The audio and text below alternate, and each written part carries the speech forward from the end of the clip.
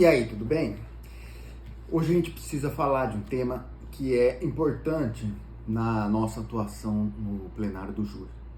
O operador de direito ele tem uma predisposição que não é algo que ele cria intencionalmente, mas que ele acaba trazendo para o plenário porque é da formação dele, eu não gosto muito da expressão o juridiquês, mas são aqueles termos que podem ser menos compreendidos facilmente pelo leigo que está ali julgando, que é o jurado.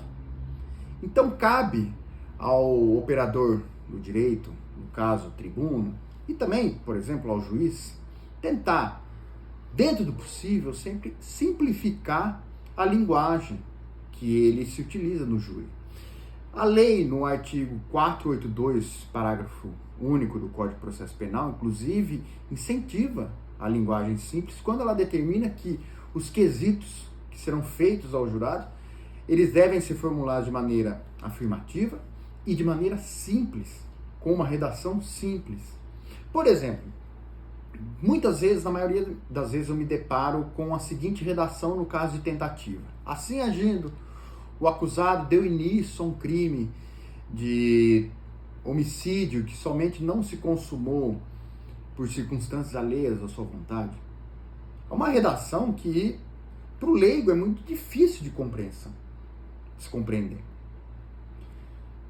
Então, por que não o juiz substituir essa redação por uma pergunta simples e direta?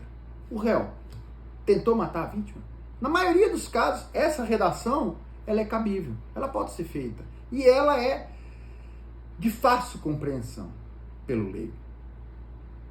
Por exemplo, muitas vezes no plenário do júri a gente vê o tribuno falando sobre dolo, sobre culpa, sobre materialidade. Certamente o leigo ele vai ter uma dificuldade no momento de compreender essas palavras, essas expressões. Na maioria das vezes, você consegue trocar homicídio doloso por homicídio intencional sem ter nenhum problema, sem confundir os jurados, de maneira que ele vai conseguir entender aquilo que você está dizendo. Ao invés de dizer materialidade do crime, diga, olha, nós aqui precisamos saber se o crime de fato existiu. Houve um homicídio, a vítima morreu, conforme o Ministério Público diz que ela morreu.